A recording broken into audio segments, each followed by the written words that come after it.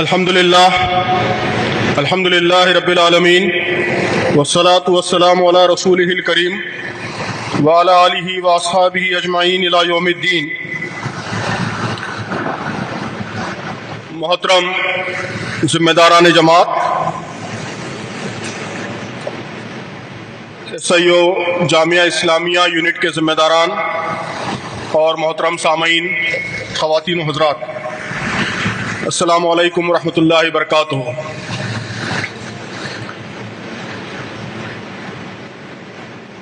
تصور اقامت دین پر اعتراضات ایک جائزہ، اس عنوان کے تحت مجھ سے آج خواہش کی گئی ہے کہ اقامت دین کے تصورات پر جو تنقیدیں بعض مسلم دانشوروں کی جانب سے ہوئی ہیں، میں ان کا جائزہ لوں۔ اگر ان تنقیدوں پر آپ ایک نظر ڈالیں تو محسوس کریں گے کہ یہ دو طرح کی تنقیدیں ہیں۔ ایک تو وہ لوگ ہیں جو سرے سے اس بات کے قائل ہی نہیں ہیں کہ سیاست اور اجتماعی معاملات میں اسلام کوئی رہنمائی کرتا ہے، یا اگر کرتا بھی ہے تو آج کے زمانے میں اس کی پیروی لازم ہے۔ ہمارے زمانے کے سیکولر افکار سے متاثر یہ طبقہ یہ سمجھتا ہے کہ اسلام سمیت تمام مذاہب کا دائرہ افراد کی ذاتی زندگیوں تک محدود ہے۔ اجتماعی معاملات میں مذہب کی دخل اندازی فتنہ و فساد کا سبب بنتی ہے، اور یہ مذہب کا دائرہ کار نہیں ہے۔ چنانچہ اسلام کے وہ احکام جن کا تعلق ریاست کے انتظام اور پالیسی سے ہے یا قانون سازی سے، لیجسلیشن سے ہے، وہ سمجھتے ہیں کہ وہ ایک مخصوص دور کی ضرورتوں کے لیے تھے۔ آج ان تعلیمات سے روشنی تو حاصل کی جا سکتی ہے، لیکن ان کی ہو بہو پیروی نہ ممکن ہے اور نہ اس کی ضرورت ہے۔ آج کی گفتگو میں ہم اس اعتراض کو زیر بحث نہیں لائیں گے۔ یہ اعتراض علیحدہ سے تفصیلی تجزیہ چاہتا ہے۔ اس مکتب فکر کا ذکر میں نے اس لیے کر دیا کہ آگے کے مباحث میں اس کا حوالہ زیر بحث آئے گا۔ آج ہمارے پیش نظر مسلمان اہل علم کا وہ طبقہ ہے جو اسلام کی جامعیت اور اجتماعی زندگی سے متعلق اسلام کی تعلیمات کو تسلیم کرتا ہے۔ یہ لوگ مانتے ہیں کہ اسلام نے ریاست کا تصور بھی دیا ہے، ریاست کے لیے قوانین بھی تجویز کیے ہیں، اور یہ احکام اسلام اور اسلامی شریعت کا جز ہیں، لیکن وہ یہ کہتے ہیں کہ ان احکام کا تعلق عام مسلمانوں سے نہیں ہے، اس کے مخاطب حکمران ہیں۔ اگر کسی کو حکومت اور اختیار مل جائے تو اس کے لیے ضروری ہے کہ وہ قانون سازی اور ریاست کے نظم و انصرام میں اللہ کے احکام کی تعمیل کرے، لیکن عام مسلمان جنہیں اختیار، حکومت یا اقتدار حاصل نہیں ہے، وہ نہ ان احکام کے مخاطب ہیں اور نہ اس کے مکلف ہیں کہ احکام شریعت کی تنفیذ کے لیے کوئی اجتماعی جدوجہد کریں۔ ان کا فریضہ بس ذاتی زندگیوں میں اور سماج کے جن امور پر انہیں اختیار حاصل ہے ان میں خدا کے احکام کی تکمیل تک محدود ہے۔ آج کے اجلاس کے داعیوں نے مجھ سے سنوپسس میں خاص طور پر مولانا وحید الدین خان اور جناب جاوید غامدی کے اعتراضات کا جائزہ لینے کے لیے کہا ہے۔ ان دونوں حضرات کے نقطہ نظر کا خلاصہ میری سمجھ کے مطابق یہی ہے۔ اس سے پہلے کہ ہم اس نقطہ نظر کا جائزہ لیں، اس بات کی ضرورت محسوس ہوتی ہے کہ اختصار کے ساتھ ایک نظر ہم اس بات پر بھی ڈالیں کہ اقامت دین کے بارے میں تحریک اسلامی اور مولانا مودودی کے افکار کیا ہیں۔ جماعت اسلامی ہند کے دستور کی دفعہ 4 میں اقامت دین کی تشریح اس طرح کی گئی ہے کہ اقامت دین میں لفظ دین سے مراد وہ دین حق ہے جسے اللہ رب العالمین اپنے تمام انبیاء کے ذریعے مختلف زمانوں اور مختلف ملکوں میں بھیجتا رہا ہے، اور جسے آخری اور مکمل صورت میں تمام انسانوں کے لیے اپنے آخری نبی حضرت محمد صلی اللہ علیہ وسلم کے ذریعے نازل فرمایا، اور جب دنیا میں ایک ہی مستند، محفوظ اور عند اللہ مقبول دین ہے، اور جس کا نام اسلام ہے۔ یہ دین انسان کے ظاہر و باطن اور اس کی زندگی کے تمام انفرادی اور اجتماعی گوشوں کو محیط ہے۔ عقائد، عبادات اور اخلاق سے لے کر معیشت، معاشرت اور سیاست تک انسانی زندگی کا کوئی ایک شعبہ بھی ایسا نہیں ہے جو اس دائرے سے خارج ہو۔ یہ دین جس طرح رضا الہی اور فلاح آخرت کا ضامن ہے، اسی طرح دنیاوی مسائل کے موضوع حل کے لیے بہترین نظام زندگی بھی ہے، اور انفرادی و اجتماعی زندگی کی صالح اور ترقی پذیر تعمیر صرف اسی کے قیام سے ممکن ہے۔ اس دین کی اقامت کا مطلب یہ ہے کہ کسی تفریق و تقسیم کے بغیر اس پورے دین کی مخلصانہ پیروی کی جائے اور ہر طرف سے یکسو ہو کر کی جائے، اور انسانی زندگی کے انفرادی و اجتماعی تمام گوشوں میں اسے اس طرح جاری و نافذ کیا جائے کہ فرد کا ارتقاء، معاشرے کی تعمیر اور ریاست کی تشکیل سب کچھ اسی دین کے مطابق ہو۔ اس موقع پر دستور جماعت کی دفعہ 5 کا حوالہ بھی مناسب ہوگا، جس میں طریقہ کار بیان کیا گیا ہے۔ جماعت اپنے تمام کاموں میں اخلاقی حدود کی پابند ہوگی اور کبھی ایسے ذرائع یا طریقے استعمال نہ کرے گی جو صداقت و دیانت کے خلاف ہوں یا جن سے فرقہ وارانہ منافرت، طبقاتی کشمکش اور فساد فی الارض رونما ہو۔ جماعت اپنے نصب العین کے حصول کے لیے تعمیری اور پرامن طریقے اختیار کرے گی، یعنی وہ تبلیغ و تلقین اور اشاعت افکار کے ذریعے ذہنوں اور سیرتوں کی اصلاح کرے گی، اور اس طرح ملک کی اجتماعی زندگی میں مطلوبہ صالح انقلاب لانے کے لیے رائے عامہ کی تربیت کرے گی۔ یہ دفعہ 5 ہے جماعت کے دستور کی۔ ان دفعات میں خاص طور پر درج ذیل باتیں قابل توجہ ہیں۔ پہلی بات تو یہ کہ اقامت دین کا مطلب صرف ریاست کی سطح پر اسلامی احکام کا نفاذ نہیں ہے، بلکہ پوری زندگی میں اسلام کی پیروی ہے۔ اس میں ریاست بھی شامل ہے اور اس کے ساتھ افراد کا اللہ سے تعلق، ان کے جذبات و داعیات، ان کی عبادات، ان کے اخلاق اور سماج سے متعلق تمام امور و معاملات بھی اس میں شامل ہیں۔ دوسری بات یہ ہے کہ دین کا قیام یا زندگی کے تمام گوشوں میں اسے جاری و نافذ کرنے کا کام زور زبردستی کے ذریعے انجام نہیں پائے گا، بلکہ لوگوں کی ذہن سازی یا رائے عامہ کی تربیت کے ذریعے انجام پائے گا۔ یہ باتیں جماعت کے دستور سے بھی واضح ہیں اور مولانا مودودی کے افکار میں بھی بڑی وضاحت کے ساتھ ان باتوں کی تکرار ملتی ہے۔ میں نے یہاں پر اپنے مقالے میں مولانا مودودی کے کئی اقتباسات نقل کیے ہیں، اب ان کو پڑھنے کا موقع نہیں ہے، آپ دیکھ سکتے ہیں، جن میں مولانا نے یہی کہا ہے کہ ایک تو یہ کہ دین کا مطلب، اقامت دین کا مطلب تمام شعبوں میں دین کا نفاذ ہے، صرف ریاست یا سیاست کا شعبہ مراد نہیں ہے، اور دوسرے یہ کہ یہ کام پرامن طریقے سے رائے عامہ کی تربیت کے ذریعے انجام پائے گا۔ بلکہ مولانا کے ان اقتباسات میں اس طرح کے جملے بھی ہیں کہ میرا مشورہ ہمیشہ یہی رہا ہے کہ خواہ آپ کو بھوکا رہنا پڑے، گولیاں کھانی پڑے، مگر صبر کے ساتھ، تحمل کے ساتھ، کھلم کھلا علانیہ طور پر اپنی تحریک کو قانون، ضابطے اور اخلاقی حدود کے اندر چلاتے رہیے۔ اور بھی اقتباسات ہیں۔ یہ اقتباسات ہم نے اس لیے نقل کیے تاکہ بحث کو آگے بڑھانے سے پہلے یہ واضح رہے کہ تحریک اسلامی اور مولانا مودودی کے نزدیک اقامت دین کا مطلب اور اس منزل تک پہنچنے کا راستہ کیا ہے۔ اقامت دین صرف حکومت کی تشکیل یا تبدیلی کا نام نہیں ہے، یہ افراد اور سماج کی ہماگیر اصلاح کا نام ہے۔ اس ہدف کے حصول کے لیے صرف ریاست کے نظام کی تبدیلی پر زور نہیں ہوگا، بلکہ اسلام کی دعوت لوگوں کے سامنے پیش کی جائے گی، لوگ اس کے قائل ہوں گے، ان کے ذہن، اخلاق اور رویے اس دین سے ہم آہنگ ہوں گے، تو اس کے نتیجے میں مثالی اسلامی معاشرے کے قیام کی راہ ہموار ہوگی، اور رائے عامہ کی خواہش اور طلب پر ریاست بھی اسلامی رنگ اختیار کر لے گی۔ اقامت دین کا ہدف جب بھی حاصل ہوگا، دعوت دین اور پرامن طریقے سے رائے عامہ کی تربیت کا نتیجہ ہوگا۔ اب ان باتوں کو سامنے رکھ کر آپ اعتراضات پر آئیے۔ سب سے پہلے تعبیر کی غلطی کے اعتراضات۔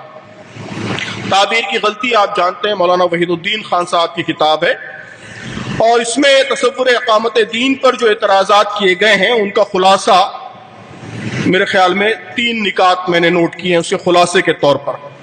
ایک تو یہ کہ سورہ شورى کی آیت ان اقیموا الدین ولا تتفرقوا فیہ شرع لکم من الدین، آپ کو آیت معلوم ہے، سورہ شورى کی 13ویں آیت جس سے اقامت دین کی اصطلاح لی گئی ہے۔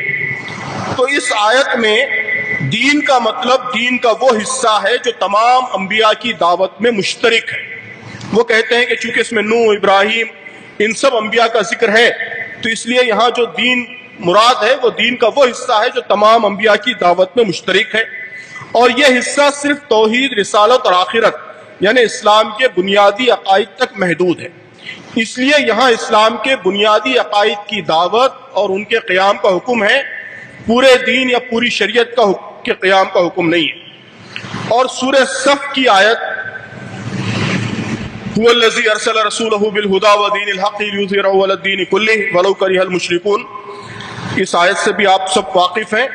اسی مضمون کی آیت سورہ توبہ میں اور اس سے مماثل آیت سورہ فتح میں بھی آئی ہے۔ اس میں اللہ تعالیٰ نے کوئی حکم یا کوئی ہدایت نہیں دی بلکہ صرف خبر ہے، یعنی اس میں کوئی آرڈر نہیں ہے، کوئی کمانڈ نہیں ہے، کوئی امر نہیں ہے، بلکہ صرف خبر ہے کہ اللہ تعالیٰ نے اپنے ارادے کا اظہار کیا ہے کہ اللہ تعالیٰ اپنے دین کو اپنے نبی کے ذریعے غالب کرے گا۔ یہ اللہ تعالیٰ کے ارادے کا اظہار ہے، اس میں مومنین کے لیے کوئی حکم نہیں۔ یہ مولانا وحید الدین خان صاحب فرماتے ہیں۔ اور تیسری بات وہ یہ فرماتے ہیں کہ دین کا مقصد بندے اور خدا کے درمیان تعلق کو مضبوط کرنا ہے، یہی ایک مسلمان کا نصب العین ہے۔ ایک مسلمان کو دین پر عمل کرنا چاہیے، دین کی دعوت پیش کرنی چاہیے، حکومت کی تبدیلی کے لیے جدوجہد اس کا کام نہیں ہے۔ تحریک اسلامی کے کئی بزرگوں نے ان اعتراضات کا بہت تفصیل سے جائزہ لیا ہے۔ مولانا وحید الدین خان یہ تو تسلیم کرتے ہیں کہ دین کا تعلق زندگی کے تمام معاملات سے ہے اور ہر شعبے میں دین کی رہنمائی بھی موجود ہے، لیکن ان کا اصرار یہ ہے کہ سورہ شورى کی اس آیت میں جس میں دین کو قائم کرنے کا حکم دیا گیا ہے، دین کا مطلب صرف ایمانیات ہے۔ اور وہ یہ بھی کہتے ہیں کہ ابھی تک مفسرین نے اس کے معنی یہی لیے ہیں، اور مولانا مودودی اور تحریک کے لوگ جو معنی لیتے ہیں وہ عام مفسرین کی رائے سے ہٹ کر ہیں۔ ہمارے خیال میں یہ بات صحیح نہیں ہے۔ جن مفسرین نے ایمانیات اور بنیادی باتوں کا ذکر کیا ہے انہوں نے اس کے ساتھ ساتھ کہا ہے کہ طاعت اللہ فی اوامرہ و نواہی، کہ اللہ کی اطاعت اس کے اوامر میں اور اس کے نواہی میں۔ اب جب اللہ کی اطاعت اوامر اور نواہی میں یہ بات کہتے ہیں آپ تو اس میں پورا دین آ جاتا ہے، اس میں دین کے تمام احکام آ جاتے ہیں۔ مولانا رضی الاسلام ندوی کا ایک چھوٹا سا کتابچہ ہے اقامت دین اور نفاذ شریعت، اس میں انہوں نے کئی مفسرین کے اقتباسات نقل کیے ہیں جن سے معلوم ہوتا ہے کہ یہ بات صحیح نہیں ہے کہ مفسرین یہاں دین کے معنی کو صرف عقائد و ایمانیات تک محدود رکھتے ہیں۔ اس آیت میں والذی اوحینا الیک کا فقرہ بھی شامل ہے جس میں خود بخود وہ سارے احکام اسپیسیفکلی آ جاتے ہیں جو نبی کریم صلی اللہ علیہ وسلم پر نازل ہوئے ہیں۔ واقعہ یہ ہے کہ انبیاء اکرام کی شریعت، انبیاء اکرام کی تعلیمات صرف عقائد اور ایمانیات ہی کے معاملے میں مشترک نہیں ہیں، ان کی دعوت کی روح اور اس کی اسپرٹ ایک ہی ہے، ان کی شریعتوں کی بنیادی باتیں بھی ایک ہی ہیں۔ اگر شرائع میں کچھ اختلاف ہے تو وہ جزوی اور فروعی باتوں میں ہے، اور اس آیت میں اللہ تعالیٰ نے جو حکم دیا ہے اس کا مطلب یہی ہوگا کہ ہر نبی کی امت اس بات کی مکلف تھی کہ جو شریعت اس نبی پر نازل ہوئی ہے، ایک تو شریعت کا دین کا بڑا حصہ جو کامن ہے اس پہ عمل کرے، اور ہر نبی کی امت اس نبی کی جو مخصوص شریعت ہے اس پر عمل کی مکلف ہے، اس پر عمل کی پابند ہے۔ نبی کریم صلی اللہ علیہ وسلم کی امت نبی کریم صلی اللہ علیہ وسلم کی شریعت پر عمل کی مکلف ہے، اس کی پابند ہے۔ یہی بات اس آیت سے سمجھ میں آتی ہے اور یہی عام طور پر اس کی تفسیر بھی کی گئی ہے۔ دین کو اور قیام دین کو کے حکم کو صرف عقائد اور ایمانیات تک محدود کر دینے کے لیے اضافی دلیل چاہیے۔ یہ کہنا کہ مومن کا نصب العین رضائے الہی ہے اور قیام دین کی جدوجہد دین کا تقاضا تو ہو سکتا ہے، نصب العین نہیں ہو سکتا۔ تعبیر کی غلطی میں ایک بڑی بحث یہی ہے کہ یہ نصب العین نہیں ہے، نصب العین تو اللہ کی رضا ہے، یہ دین کا تقاضا ہو سکتا ہے اقامت دین، یہ نصب العین نہیں ہو سکتا۔ ہمارے خیال میں یہ محض الفاظ کی ہیرا پھیری ہے۔ جماعت کے نصب العین کی جو عبارت ہم نے نقل کی ہے اس میں رضا الہی اور فلاح آخرت کے حصول کو حقیقی محرک کہا گیا ہے، اور اس غرض کے لیے اجتماعی طور پر جس ہدف کی خاطر جدوجہد مطلوب ہے اسے نصب العین کہا گیا ہے۔ مطلب یہ ہے کہ اصل محرک اور حتمی ہدف تو رضا الہی ہی ہے، لیکن اللہ کی رضا کا حصول خاص قسم کی جدوجہد پر منحصر ہے۔ اس جدوجہد کا نشانہ اور ہدف اقامت دین ہونا چاہیے۔ یہ بات بھی صرف دستور جماعت تک محدود نہیں ہے، مولانا مودودی اور جماعت کے پورے لٹریچر میں اسی کی تکرار ہے۔ اب اگر آپ رضا الہی کے حصول کو نصب العین قرار دے دیں اور اقامت دین کو اس کی ضرورت کہہ دیں یا تقاضا کہہ دیں تو الفاظ کی اس تبدیلی سے کوئی عملی فرق واقع نہیں ہوگا۔ اقامت دین اس صورت میں بھی ایک فریضے کے طور پر باقی رہے گا۔ اب مولانا وحید الدین خان صاحب کے اور اعتراضات جاوید غامدی صاحب کے خیالات کا جائزہ لیتے ہوئے زیر بحث آ جائیں گے۔ جاوید غامدی صاحب کے اعتراضات۔ جناب جاوید احمد غامدی نے اس تصور پر تفصیل سے تنقید اپنے مضمون تعویل کی غلطی میں کی ہے جو ان کی کتاب برہان میں شامل ہے۔ اس کے علاوہ میزان میں، مقامات میں اور اپنے کئی ویڈیوز میں بھی اس مسئلے پر اظہار خیال فرمایا ہے۔ اپنی تفسیر البیان میں بھی بعض اشارے اس سلسلے میں کیے ہیں۔ ان کی باتوں کا خلاصہ یہ ہے: ایک، اقامت اسی آیت میں، سورہ شورى کی آیت میں اقامت دین میں اقامت کا مطلب قائم کرنا یا نافذ کرنا نہیں ہے بلکہ پیروی کرنا اور قائم رکھنا ہے۔ ابھی اپنے ویڈیو میں بھی انہوں نے یہ بات کہی ہے۔ سورہ شورى کی آیت میں صرف دین کی پیروی کا حکم ہے، اور سورہ صف، سورہ فتح کی آیتوں کے بارے میں وہ کہتے ہیں کہ غلبہ دین کا تعلق رسول اللہ صلی اللہ علیہ وسلم سے تھا۔ اللہ کی سنت ہے کہ جب رسول مبعوث ہوتا ہے تو دین غالب ہو کر رہتا ہے۔ یہ سنت رسول اللہ صلی اللہ علیہ وسلم کے ذریعے پوری ہوئی اور اللہ تعالیٰ نے ان آیتوں میں اپنی سنت کا ذکر کیا ہے۔ عام مسلمان ان آیتوں کے مخاطب نہیں ہیں۔ اور تیسری بات یہ کہ دین کے سیاسی اور اجتماعی احکام کے مخاطب حکمران ہیں، وہی اس کے مکلف ہیں۔ عام مسلمانوں کا دائرہ کام صرف اس اپنے دائرے میں دین پر عمل اور دین کی دعوت ہے۔ جاوید غامدی صاحب نے عربی شاعری وغیرہ کے حوالوں سے تفصیلی بحث یہ ثابت کرنے کے لیے کی ہے کہ اقیمو کے معنی قائم کرنا نہیں بلکہ قائم رکھنا ہے۔ ہمارا خیال یہ ہے کہ اقامت کا ترجمہ قائم کرنا کیا جائے یا قائم رکھنا کیا جائے، اس سے اصل بحث پر کوئی اثر نہیں پڑتا۔ مولانا مودودی نے ترجمہ قائم کرنا کیا ہے، لیکن تفہیم القرآن میں قائم رکھنا اس ترجمے کی گنجائش کو بھی تسلیم کیا ہے۔ دین قائم کرنا یا دین پر قائم رہنا، دونوں کا مطلب یہی ہے کہ زندگی کے تمام شعبوں میں دین کی پیروی کی جائے۔ اس بات کو جاوید غامدی صاحب بھی تسلیم کرتے ہیں کہ انہوں نے دین پر قائم رہنے کے معنوں میں قانون و شریعت، جہاد، قتال وغیرہ سارے احکام انہوں نے شامل کیے ہیں، لیکن ان کا کہنا یہ ہے کہ اقیمو کا مطلب صرف دین کے اس حصے پر عمل تک محدود ہے جس کا تعلق ہماری ذات سے ہے۔ جن امور کا تعلق ہم سے نہیں ہے ان پر دوسروں کے ذریعے عمل کرانا یا انہیں نافذ کرنے کی جدوجہد کرنا یہ اقیمو کے معنوں میں شامل نہیں ہے۔ یہ نقطہ نظر مفسرین کے بیان کیے ہوئے مطالب سے مختلف ہے۔ مولانا گوہر رحمان اور مولانا رضی الاسلام نے اپنی تحریروں میں اور مفسرین اکرام کے تفصیلی حوالے دیے ہیں، میرے مقالے میں اس کے حوالے موجود ہیں، جن کے نزدیک اقیمو کے معنوں میں دوسروں پر دین کا نفاذ بھی شامل ہے۔ لیکن اگر جاوید صاحب کی یہ بات مان لی جائے کہ اقیمو کے لغوی معنی صرف خود دین پر عمل کرنا ہے تو سوال یہ پیدا ہوتا ہے کہ خود دین کا کیا مطلب ہے؟ کیا دین کے دائرے میں امر بالمعروف و نہی عن المنکر، دعوت، جہاد، اللہ کے دین کی نصرت، شہادت علی الناس وغیرہ جیسے امور نہیں آتے جن کے قرآن میں بتکرار تاکید کی گئی ہے؟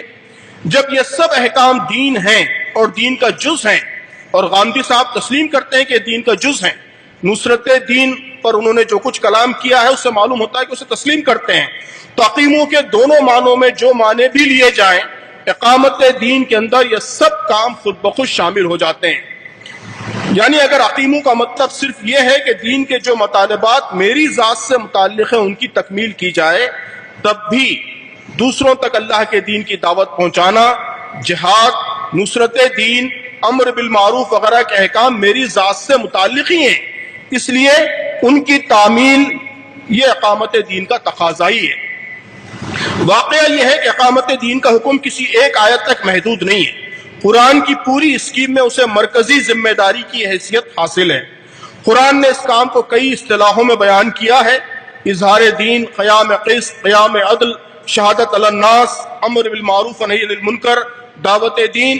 ان سب میں اقامت دین کا مفہوم پوشیدہ ہے۔ ان سب احکام کا تقاضا یہی ہے کہ دین پر عمل کرنے کے ساتھ ساتھ باقی انسانیت کو دین کی طرف بلانے، دین پر انہیں مطمئن کرنے اور معاشرے میں اللہ کے احکام کی ترویج اور اس کی تنفیذ کی ممکنہ کوشش، جس حد تک ہمارے لیے ممکن ہے اسی کے ہم مکلف ہیں، ممکنہ کوشش کی جائے۔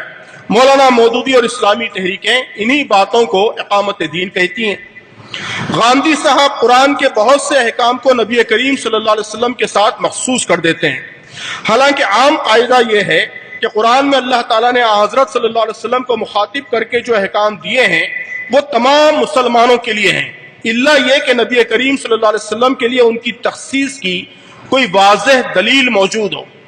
اظہار دین والی آیت یہی سورہ صف کی، والذی ارسل رسولہ بالہدی ودین الحق لیظہرہ علی الدین کلہ، ان آیات کے سلسلے میں بھی ان کا نقطہ نظر یہ ہے کہ اس میں نبی کریم صلی اللہ علیہ وسلم کے سلسلے میں اللہ کے وعدے اور سنت کا ذکر ہے۔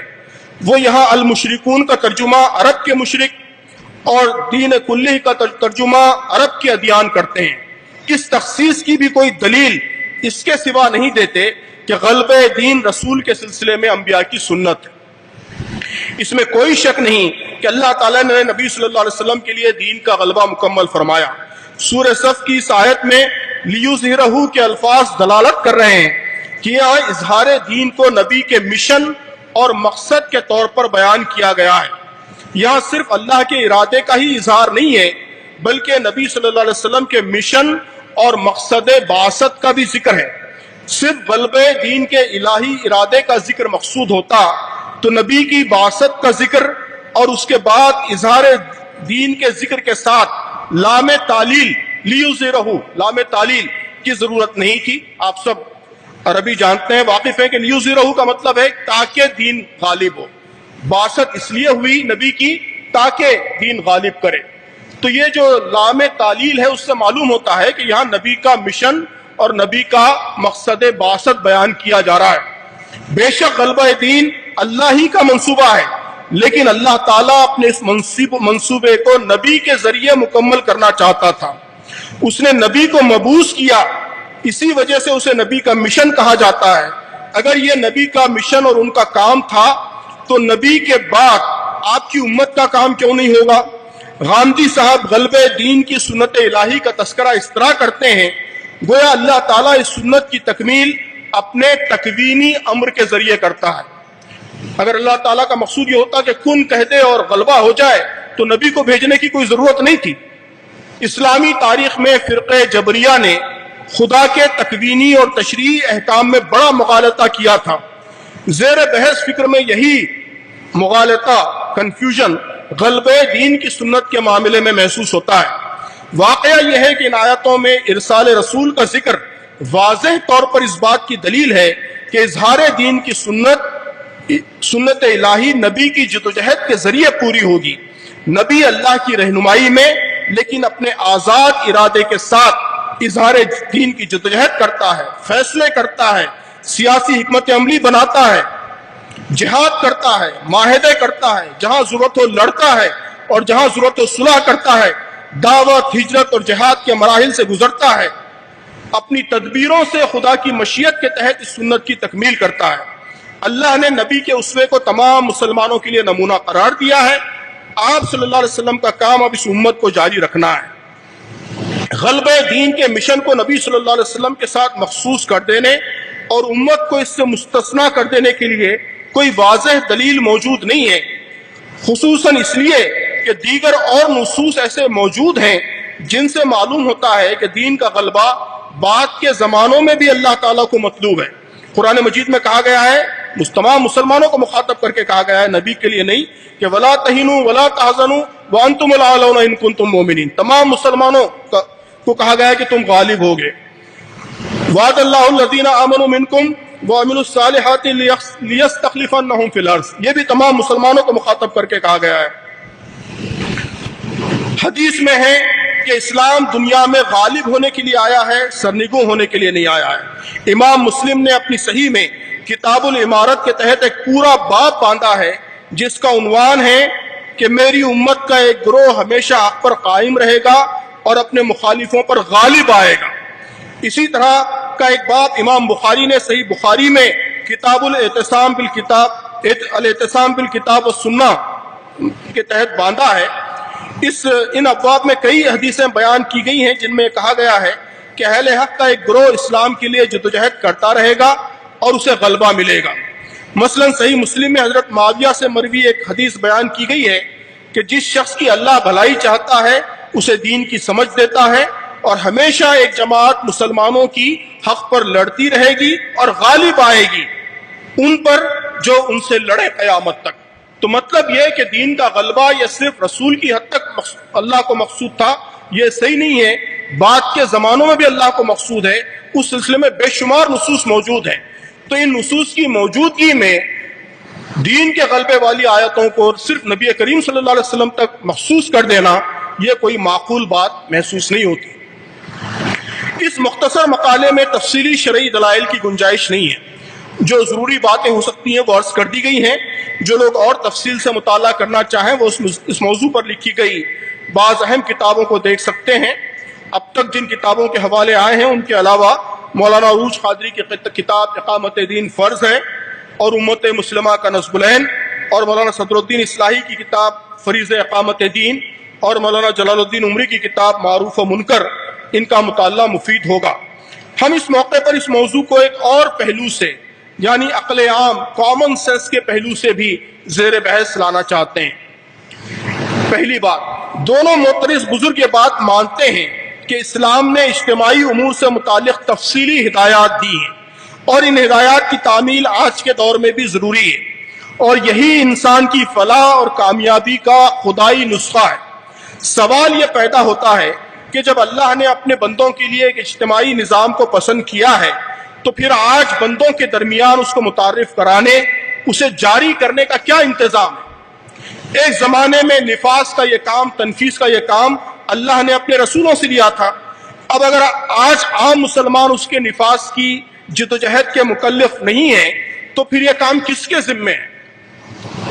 یہ بات تو عقل عام کے خلاف ہے کہ خدا نے انسانوں کے لیے ایک مکمل نظام زندگی نازل کیا، بڑی وضاحت کے ساتھ اس کی تفصیلات بتائیں، انہیں محفوظ رکھنے کا انتظام کیا، ایک زمانے میں اپنے رسول کے ذریعے اس کی تبلیغ و اشاعت اور اس کی تنفیذ کا بھی انتظام کیا، لیکن بعد کے ادوار میں انہیں انسانوں کے درمیان مقبول کرنے اور ان کے معاشروں میں جاری و ساری کرنے کا کوئی انتظام ہی نہیں کیا۔ یہ بات تو کم از کم آج کے دور میں کوئی معقول اور پڑھا لکھا آدمی نہیں کہہ سکتا کہ کوئی اجتماعی نظام زندگی صرف اس کے تعارف اور پیشکش کے ذریعے خود بخود نافذ ہو سکتا ہے۔ اگر کوئی اس انتہائی سادہ لوح مفروضے میں یقین رکھتا ہے تو آج کا سارا علم سیاسیات اور علم سماجیات اس کی تردید و تقلید کے لیے موجود ہے۔ ہر نظریہ اور نظام اپنے نفاذ کے لیے انسانی جدوجہد چاہتا ہے، اور ایسی جدوجہد چاہتا ہے جو اجتماعی ہو اور مطلوب نظام زندگی کو ہدف بنا کر کی جائے۔ اگر صرف نظریہ اور اصولوں کی موجودگی کافی ہوتی تو قرآن کا نزول کافی تھا، رسول کی کوئی ضرورت نہیں تھی۔ انفرادی زندگی سے متعلق اسلامی احکام بھی انسانوں کی فلاح کے لیے ہیں، اور یہی معاملہ اجتماعی زندگی سے متعلق احکام کا بھی ہے۔ جس طرح شرک اور جھوٹ ایک فرد کے لیے نقصان دہ ہے، اسی طرح سود اور قوم پرستی اور انسانوں کی غیر مشروط خود مختاری یہ بھی انسانی معاشروں کے لیے نقصان دہ ہے۔ اللہ تعالیٰ کو اگر اپنے بندوں کی فوز و فلاح مقصود ہے، اور صرف افراد کی نہیں بلکہ معاشروں کی اجتماعی فلاح بھی مقصود ہے، تو یہ ممکن نہیں ہے کہ وہ اپنے نازل کردہ ان اصولوں کی تنفیذ کا کوئی انتظام ہی نہ کرے جو انسانوں کے لیے نہایت ضروری ہے۔ ہم یہاں اس بحث کو نہیں چھیڑ رہے ہیں کہ افراد کی اصلاح کا ایک بڑا پہلو سماجی اور معاشرتی اصلاح سے راست متعلق ہے۔ اللہ تعالیٰ اپنے دین کی ترویج و تنفیذ کا کام انسانوں سے ہی لیتا ہے، اسی لیے قرآن میں اللہ نے اپنے بندوں سے دین کی نصرت کا مطالبہ کیا ہے۔ یا ایھا الذین آمنوا ان تنصروا اللہ ینصرکم ویثبت اقدامکم، اور یا ایھا الذین آمنوا کونوا انصار اللہ، اے لوگوں جو ایمان لائے ہو اللہ کے مددگار بنو، جس کا مطلب اس کے سوا اور کیا ہو سکتا ہے کہ دین کے معاملے میں منشاء الہی کی تکمیل کے لیے جدوجہد کی جائے۔ اگر منشا الہی یہ ہے کہ دین زندگی کے تمام انفرادی و اجتماعی معاملوں میں انسانوں کا رہنما بنے تو اس منشا کی تکمیل کے لیے جدوجہد ہی دین کی نصرت قرار پائے گی۔ اسی جدوجہد کو اسلامی تحریکیں اقامت دین کہتی ہیں۔ انسانی معاشروں میں ہمیشہ ایسی قوتیں کار فرما رہی ہیں جو انسانی زندگی کی تنظیم گمراہ کن شیطانی اصولوں اور نظریات کی بنیاد پر کرنے کی کوشش کرتی رہتی ہیں۔ کیا یہ بات اللہ کی مشیت اور اس کی اسکیم کا حصہ ہو سکتی ہے کہ معاشرے میں کمیونزم کی منظم تحریک جاری و ساری رہے، انتہا پسندانہ سرمایہ داری کے قیام و نفاذ کی منظم جدوجہد ہوتی رہے، نسائیت پرست، ہم جنس پرست، فسطائی قوم پرست وغیرہ وغیرہ یہ سب منظم ہو کر اپنی اپنی اسکیموں کے نفاذ کے لیے سرگرم رہیں، لیکن خدا کا مکمل دین اور انسانی فوز و فلاح کا حقیقی ضامن نظریہ حیات صرف کتابوں میں بند رہے، یا ایسے حکمران کے انتظار میں راہ تکتا رہے جو ان احکام کی تنفیذ کو اپنی ذمہ داری سمجھے۔ یہ بات بالکل عقل عام کے خلاف ہے۔ اگر اللہ تعالیٰ انسانوں کے لیے کسی مخصوص نظریہ حیات کو پسند کرتا ہے تو اس کا تقاضا ہے کہ وہ اس کی تنفیذ کے لیے جدوجہد کی ذمہ داری کسی نہ کسی کے سپرد کرے۔ یہ فطری بات ہے کہ یہ ذمہ داری انہی کے سپرد کی جائے گی جو اس نظریے کے ماننے والے اور اس کے امین ہیں۔ یہ پہلی بات۔ دوسری بات، اگر اجتماعی امور میں احکام دین کے نفاذ کی ذمہ داری صرف حکمرانوں کی ہے، تب بھی کیا عام مسلمان امر بالمعروف اور نہی عن المنکر کے پابند نہیں ہیں؟ کیا حکمران اگر اپنی ذمہ داریاں ادا نہیں کر رہے ہیں اور خدا کے احکام سے علانیہ انحراف کر رہے ہیں تو یہ مسلمانوں کی ذمہ داری نہیں ہے کہ وہ اس کی طرف اپنے حکمرانوں کو متوجہ کریں؟ رسول اللہ صلی اللہ علیہ وسلم نے فرمایا کہ دین النصیحہ، دین خیرخواہی ہے، للہ، اللہ کے لیے، ولی کتابی، اور اس کی کتاب کے لیے، ولی رسول ہی، اور رسول کے لیے، والائمۃ المسلمین، اور مسلمانوں کے ائمہ کے لیے، وعامتہم، اور عام مسلمانوں کے لیے۔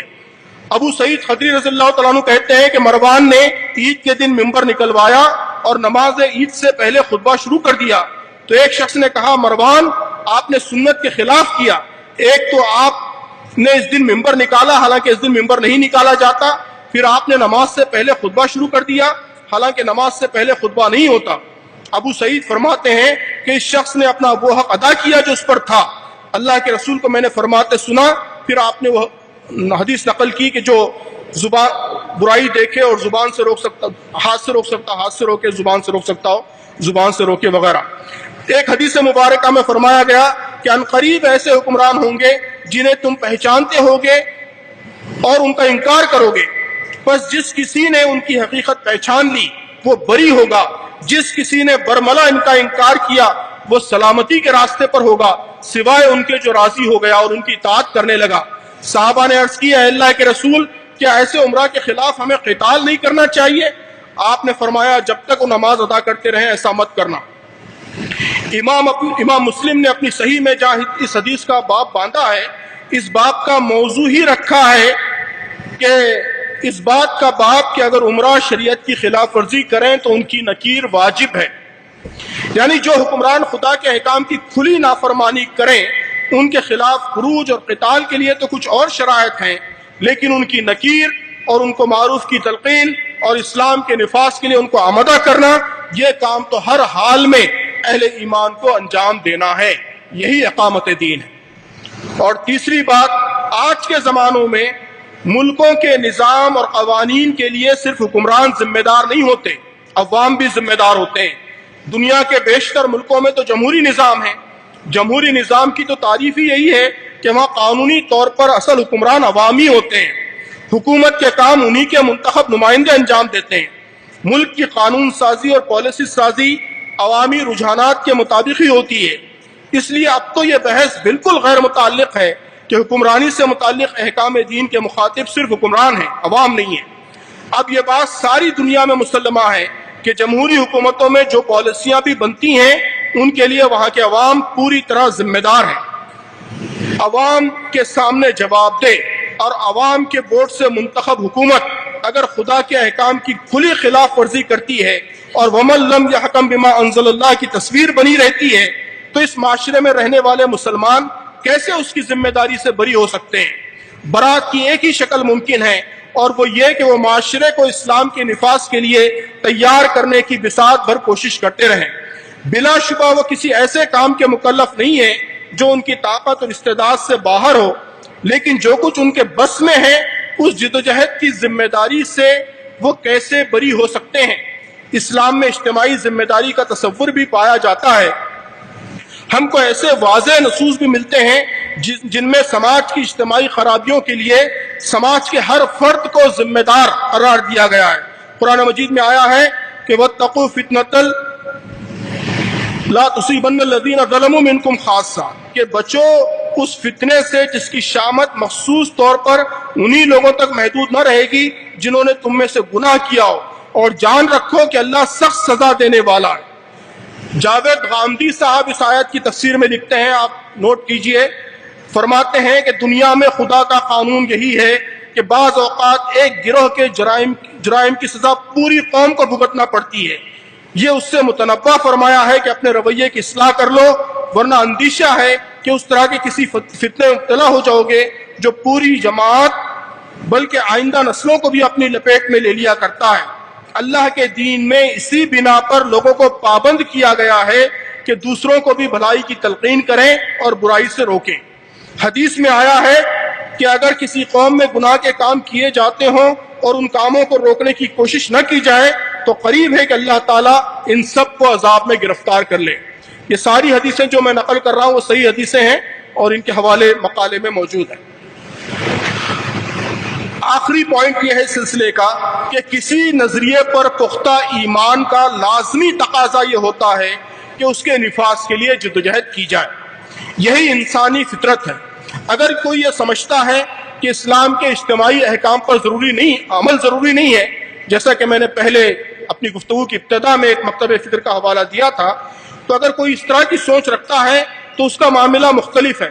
لیکن اگر کسی کا یہ ایمان ہے کہ اسلام سیاست سمیت زندگی کے ہر شعبے میں رہنمائی کرتا ہے اور یہ رہنمائی ہی انسانی فوز و فلاح کی واحد ضامن ہے، تو اس کے بعد اس نظریے کے نفاذ کا خواب دیکھنا اور اس کے لیے ممکنہ جدوجہد کرنا خود بخود اس کی ذمہ داری بن جاتا ہے۔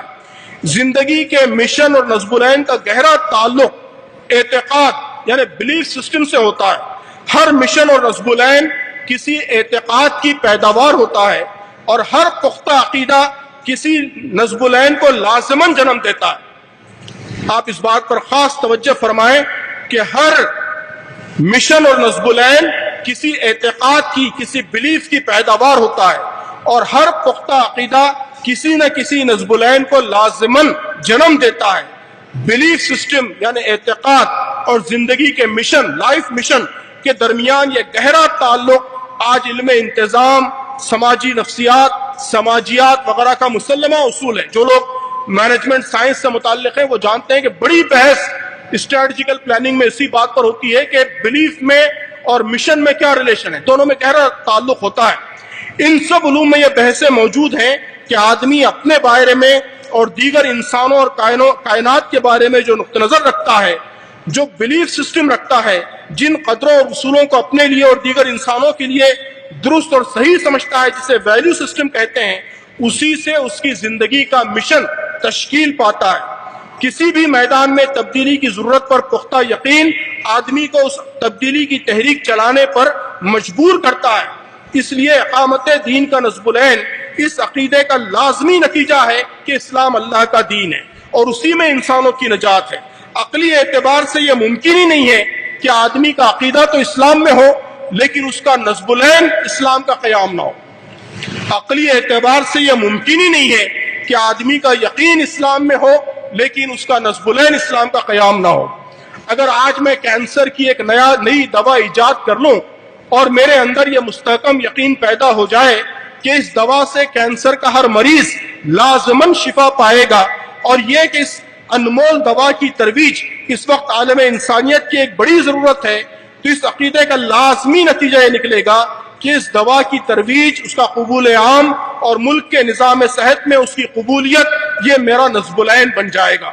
اگر اس دوا اور اس پر کامل یقین کے باوجود میں اسے لے کر گھر میں بیٹھا رہوں تو میری یہ خاموشی انسانیت کے خلاف ہوگی اور میرے ضمیر بلکہ میری انسانی فطرت کے خلاف ہوگی۔ کمیونزم اور فلاں کے علمبردار اپنے اپنے نظریات کے قیام و نفاذ کے لیے اس بات کے محتاج نہیں ہیں کہ ان کی کتابوں کی عبارتوں کی لغات کے ذریعے تشریح کر کے بتایا جائے کہ اس کا قیام و نفاذ تمہاری ذمہ داری ہے۔ ان اصولوں کی صحت پر یقین اور ان کے انسانوں کے لیے مفید اور موزوں ہونے پر ایمان، یہ بذات خود اس بات کے لیے کافی ہے کہ وہ ان کے نفاذ کو اپنی زندگی کا نصب العین قرار دے دے۔ یقیناً اسلام نے یہ اصول دیا ہے کہ نفاذ کا یہ کام زور زبردستی کے ذریعے نہیں ہوگا۔ میں کینسر کی دوا بھی کسی مریض کو بندوق کی نوک پر نہیں پلاؤں گا، ڈاکٹروں کی بھی اس کی اجازت نہیں ہوتی۔ میں دوسروں کا یہ حق بھی تسلیم کروں گا کہ اگر کوئی اس دوا کو مؤثر نہیں سمجھتا ہے یا نقصان دہ سمجھتا ہے تو وہ بھی اپنی بات لوگوں کے سامنے پیش کرے، لیکن میں آخری کوشش اس مقصد کے لیے صرف کروں گا کہ لوگ اس کی افادیت کے قائل ہو جائیں، اس کے حق میں رائے عامہ بن جائے اور اس کی تنفیذ ممکن ہو جائے۔ یہی کام مجھے اسلام کے سلسلے میں بھی کرنا ہے اگر اسلام پر میرا ایمان ہے، میرا اعتقاد ہے، اور یہی اقامت دین ہے۔ اللہ تبارک و تعالی ہم سب کو صحیح سمجھ، صحیح بصیرت عطا فرمائے اور صحیح راستے پر چلنے کی توفیق عطا فرمائے۔